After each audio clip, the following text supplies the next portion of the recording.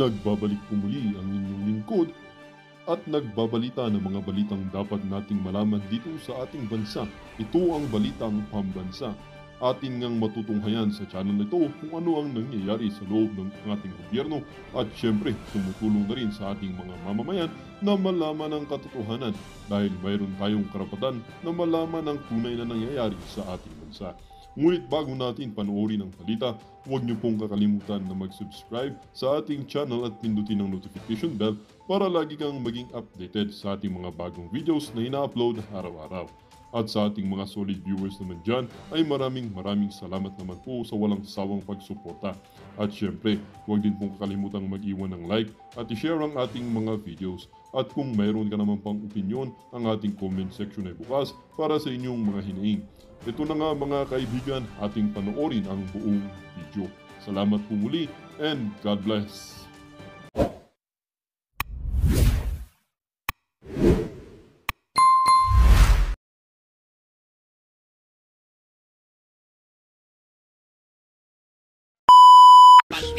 Nung natapos na siya, tanong, ano ba na-accomplish na natin sa infrastructure? Oo, di ba walang release ng tren na natayo? I am sorry. Yung North Rail nga po, tagtad ng kontrobersya, nagkadimandahan pa, di ba? Opo, umabot pa ng Supreme Court yung question doon. Yung North Rail project na overpriced. Mula sa budget na $503 million, naging $2 billion ito. Yung sinasabing train robbery na binansagan nung panahon yun, ang bilis. O, nung pumalit po si Pangulong Aquino, ang daang matuwid ang tanging daan tungo sa pagbabago. Actually, ganun din po ang naging sitwasyon na naka 6 years ka, parang you realize na para bagang kulang ang aking naabot, di ba? Kulang na-accomplish. Right? Pangulong Duterte, ganun din yun. Meron pong mga carry-over na projects na talagang nagkumahog na matapos Skyway Stage 3. Nagsimula ng panahon pa ho ito ni Gloria Arroyo. Panahon ni Noynoy, hindi matapos-tapos ni Babe Singson kasi nga sa right-of-way issue. Kumahog. We now have a continuous 35-kilometer elevated expressway that directly connects Alabang to Balintawak. Sa panunungkulan ni Pangulong Marcos Jr., ganun po makakatatlong taon na po tayo. Kaya bilis-bilis pag may time. Kasi pag gising mo niyan, bukas makalawa, ano ba ang aking na-accomplish? Nasira pa yung flood control natin dahil binangga ng barko. Yung tulay dito sa Mindanao, pinakamahabang tulay ngayon, right? O, nagsimula yan, panahon po ni Pangulong Digong din, right? Yes, opo. Hindi niya natapos. Natapos sa panunungkulan po ni Pangulong Marcos, pero anong naging imahe? 3 buwan pa lang nang binuksan, nabakbak na yung asfalto. Di po ba? So, yung po lagi yan sa administrasyon, hindi pa pwedeng pabanching-banching ka lang at puro ka lang pabibigay doon sa mga alipores mo. Otherwise, mag natapos ka ng 6 years, baka masumbatan ka. Magandang halimbawa ito hindi naman siya kalakihan na proyekto. Christian Mitra, hindi kalakihan ito na proyekto. Pero kailangan mo ito, kailangan natin lahat ito. Tinamaan tayo ng pandemic, di ba? Okay. Nung tinamaan tayo ng pandemic, ano ba ang ating sinasabing problema nun? Vaccine, right? Yes, kakulangan sa bakuna. Ano pa? Yung pagsusuri ng mga samples. Oo. Di ba? Ng uri ng mga virus. Yes. Opo. Nung SONA ni Pangulong Marcos, kasama sa kanyang sinasabi na sisiguraduhin daw nila na magkakaroon tayo ng Virology and Vaccine Institute of the Philippines, VIP. Tama po yan kasi nung panahon ni Pangulong Digong, hindi rin po napagtagumpayan yan kasi nga din 2019 nagsimula yung pandemic, natapos siya, pawala na yung pandemic, right? Yes, bagamat ang iniwan po naman ng dating administrasyon ay yung skandalo sa Pharmally. Hindi ba?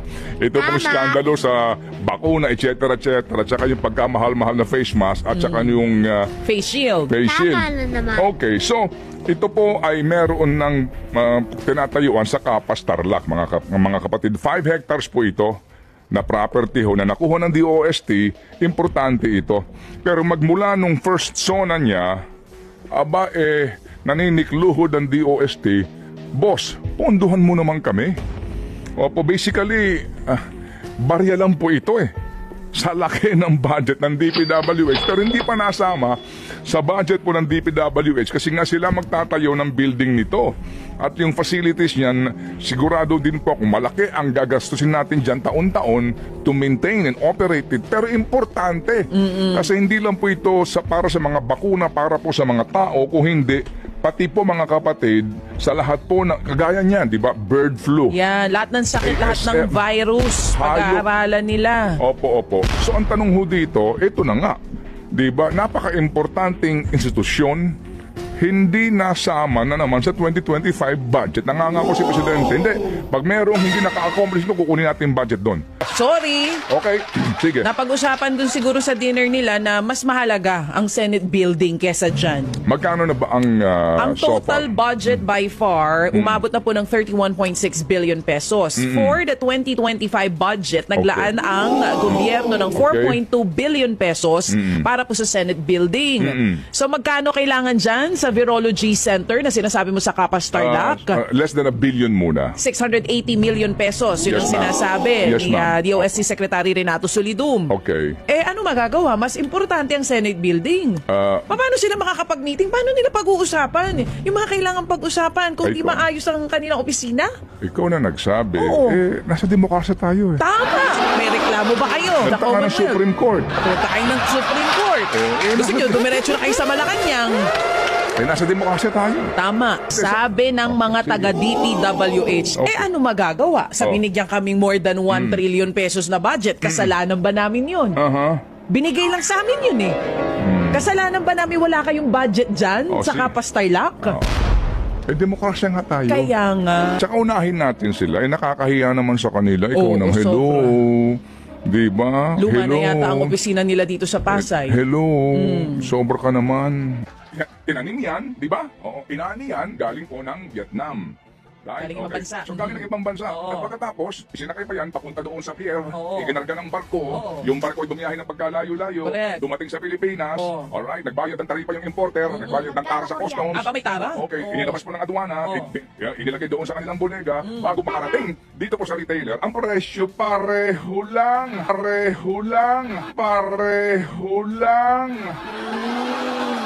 Nakafocus sila dito po sa imported rice, right? Imported rice. Laging imported rice.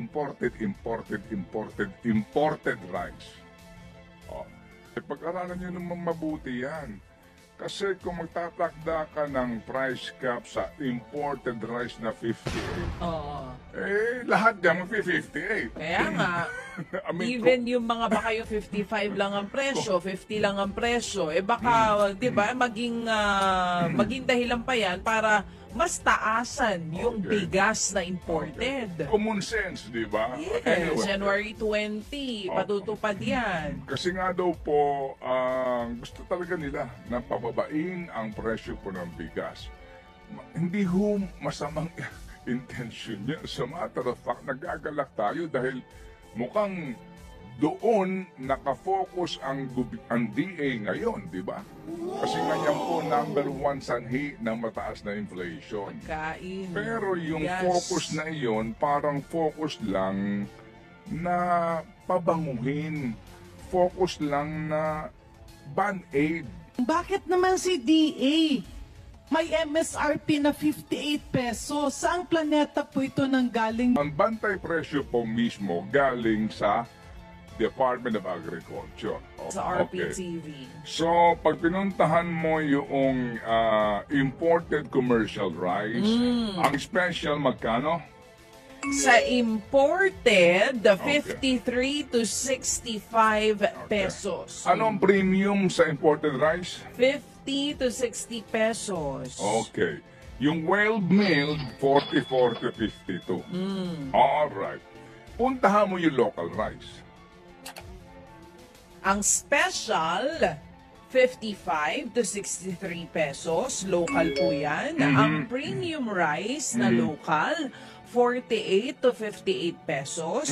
Ang well-milled, 40 to 53. Okay. At ang regular milled ay 37 to 50 pesos. Okay, sige. Puro kayo imported. Pero bakit kakapresyo ng imported ang lokal. One valid point. Tama? Okay. Speaking of imported, ang Pilipinas ba, ilang porsyento ng imported rice ang kailangan natin para sa ating total consumption? Ilan, mga kapatid? Halos 20% lang ng pangangailangan sa bigas ng Pilipinas ang imported. Okay, so 80% ay locally produced. Yung imported na yan, hindi naman yan tumubo out of the blue.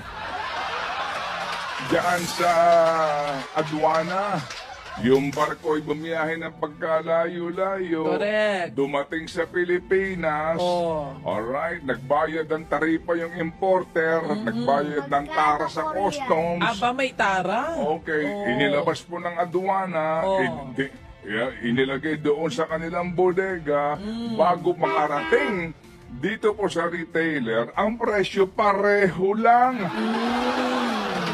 Got the point? Oo, Sige. sa dami ng dinaanan, ano? Okay ang tawa mo, ha? Oo. Sige. So, babaan mo man yung imported rice, yung local rice na 80% ang supply na kailangan para sa consumption ng mga Pilipino, napababa niyo ba? Hello? Opo. As a matter of fact, mga kapatid, ano?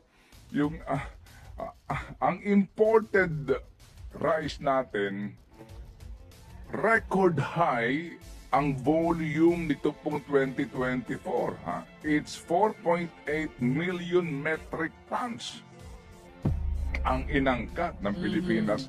And record rin po sa buong mundo na ang Pilipinas ang pinakamalaking rice importer sa buong mundo. Kaya nga po matagal na ho tayong humihingi ng panayam kay Secretary Laurel Chu para lang ho din malaman natin itong kanyang mga programa. At ang katotohanan, sana pupunta, mga kapatid, yung Rice Competitiveness Enhancement Fund. Hindi natin maitatanggi yung mithiin na pababain po yung presyo. Definitely lahat tayo sang-ayon dyan. Pero nga, sino? In fact, I'm a bit surprised but bakit walang lumalapit sa akin. Perhaps they would think that I'm in favor of that. Pero nagsabi na ako nung una na I don't think that we are ready for that yet. Why po, sir? Well, because unang-una, number one, wala na tayong panahon. We just have 10 session days.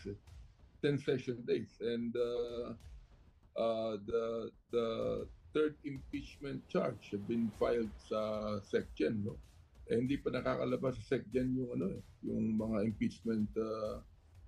impeachment charges, no? Meron pa yata pang-4.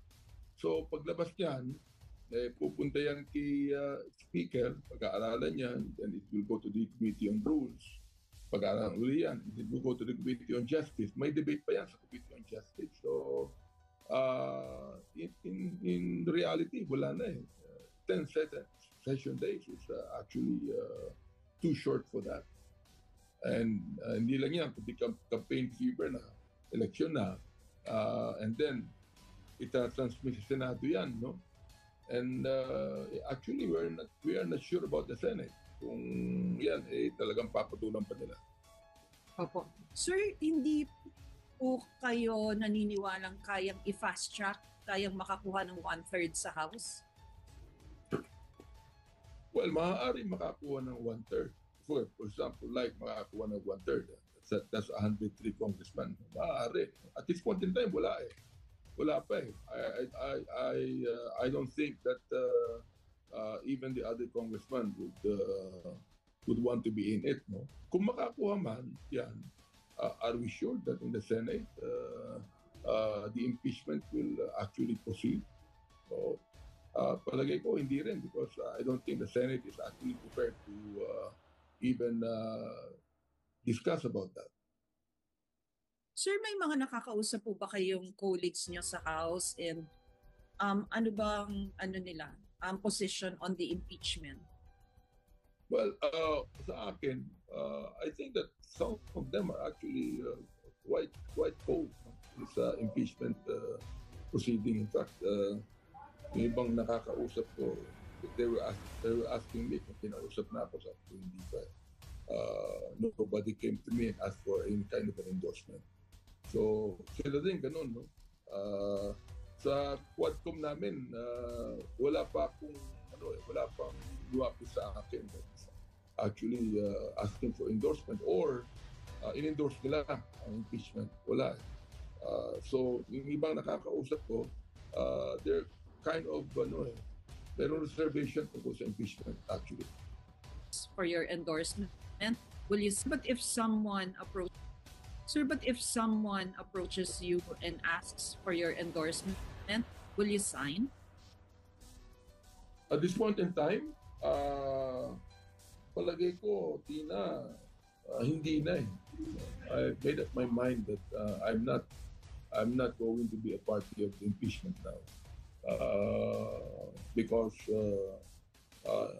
it's too short a time.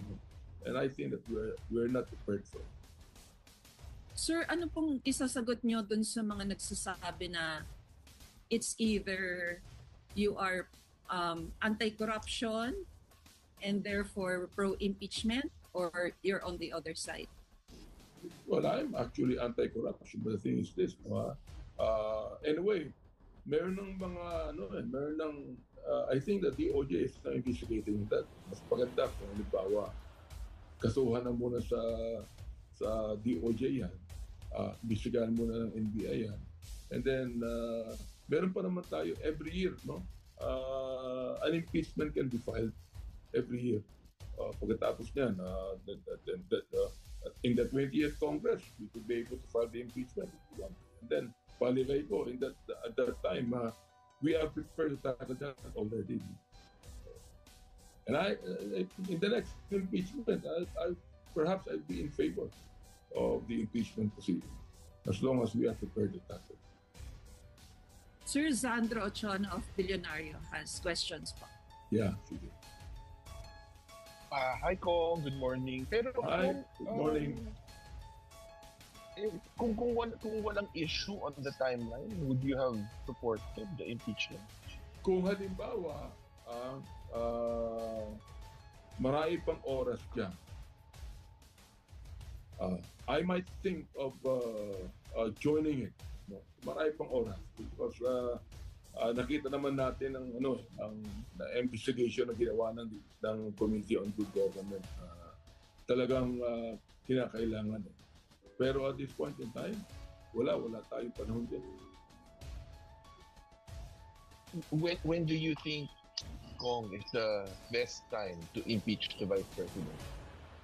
I think after this Congress,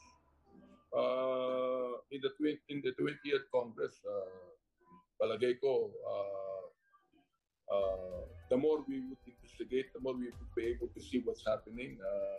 Meron ng mga investigasyon ginawa ang DOJ dyan. I think we're more prepared to tackle. Would you go in the next Congress?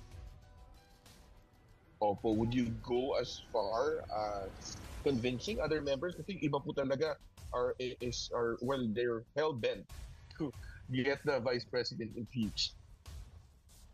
Well, we'll cross the bridge when we get there. That thing is this. Ako, personally speaking, I would agree with the impeachment in the 20th Congress.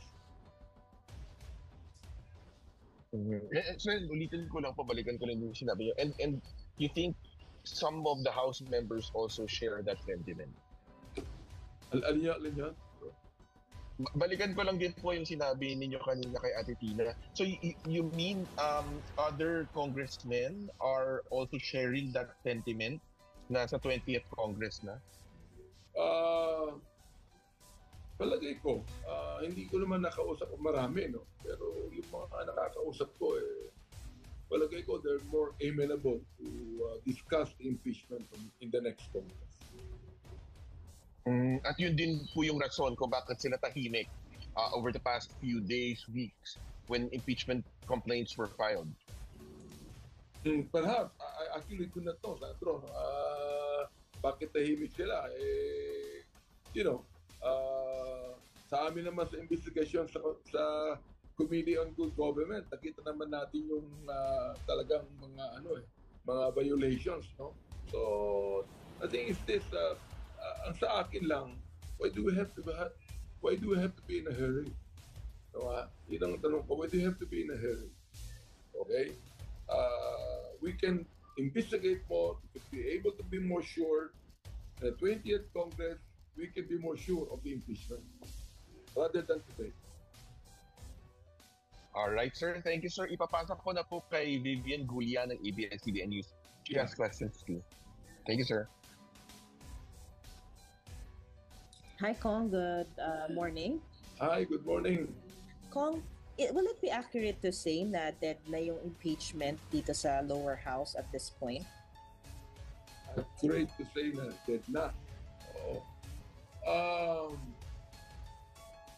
Paano ko ba masasabi yan? No? I still don't know kung dead na yan. Although sa akin, the timeline is actually too short. Yun lang sa akin. How about will it be accurate to say na cool yung House of Representatives about the impeachment? Yung alin? The lower house is cool lang about the impeachment. As far as my discussion with some congressmen is concerned, ito, passing lang naman to eh. Para bang tinatanong ko lang, no? I think in a way they're cool about it. I mean, they're not yung bang pwede kong tawagin, we have some reservations. Yung pong mga nakausap ninyo, are these house leaders po? Party leader? I think ba siguro mga one or two of them are party leaders. Would you know, are you at liberty to disclose which party, sir? Wag na lang.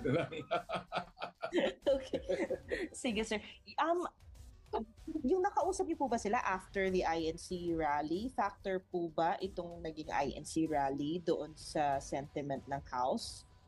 No, even before. In fact, nung palang simula na nag-file ng first impeachment ng Makabayan Bloc, in fact, I could be able to say this. I talked even with Congresswoman Franz Castro on this.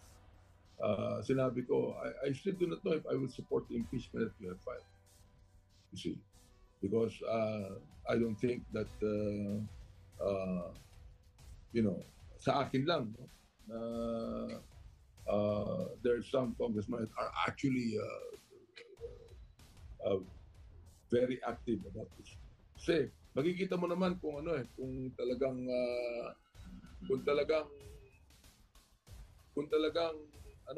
gusto ng mga congressman eh. But, I mean, in a way, talagang ako lang, sa akin lang. I have some reservations to it actually. Sir, yung reservations, well, you mentioned the timeline, pero ito lang po ba? Or factor din yung malapit na yung election and yung factor din yung support ng INC? Talagang factor yung malapit ng election. I do not think that the ink rally is a factor to it. In fact, I would say that the impeachment will not proceed just because the ink rally says no. Diba? I mean, I think that we ought to give credence to every congressman's decision not to proceed with the impeachment. So yung ink rally, wala pong impact, kumbaga, sa desisyon ng mga congressmen when it comes to impeachment? There might be. No, I'm still looking into it. Talaga may impact. No, although, syempre, if we will have to make a decision not to proceed with that, ayaw naman namin sabihin na it's because of the ink rally. Siguro may impact yan, may effect yan sa amin, sa mga congressmen. Politically speaking. Pero personally, kayo po, sir? Personally, sa akin,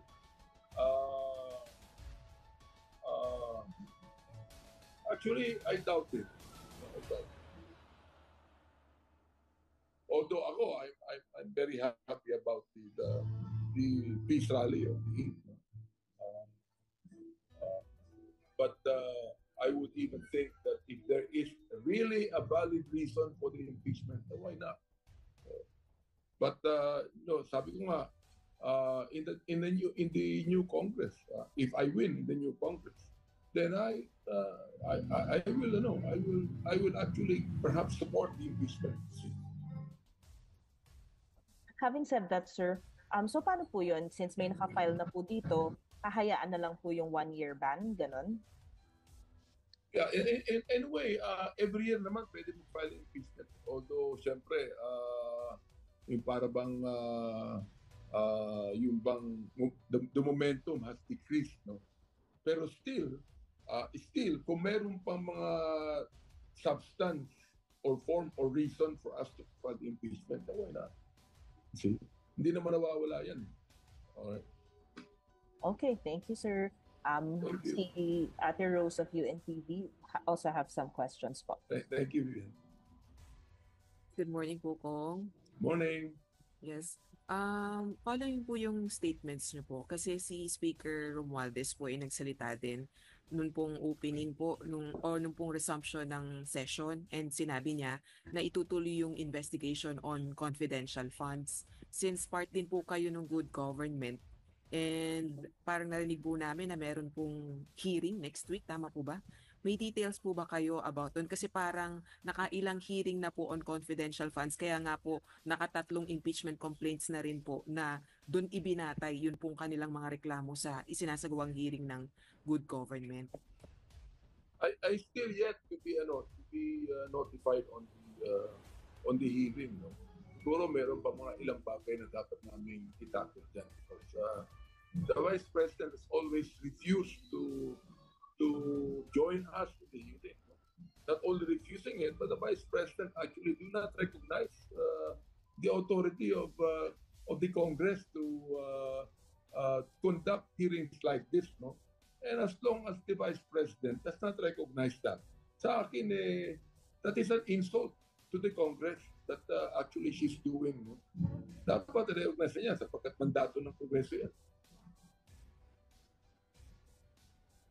Sabi nyo nga po parang hindi po ngayong Congress na ito advisable na ituloy yung impeachment proceedings dahil po doon sa timeline. Ano? Pero ano naman po magiging image ng Congress o ng House of Representatives dahil nagsagawa po kayo ng hearing on confidential funds po ng VP, tapos po may mga nakita po kayo na irregularities and hindi po itutuloy lang dahil lang po dun sa sinasabing gipit sa oras or hindi kakayanin? Sa akin, alam mo sa akin na hindi namin pinag-usapan ng impeachment sa committee. So, ang pinag-usapan lamang namin is to investigate kung meron mga violation. Yun ang pinag-usapan namin dyan. And then we will give the documents, all of what we have learned from that. Unang-una, in aid of legislation yan para hindi na maulit yung mga nangyaring yan para malaman natin ano ba talaga ang limitation ng confidential funds. You see that? Pangalawa, we are prepared to actually file some bills concerning that. Pangatlo, we are prepared to submit all the documents to the DOJ for the investigation or the possible filing of charges. Pero hindi namin pinag-usapan yung impeachment sa committee.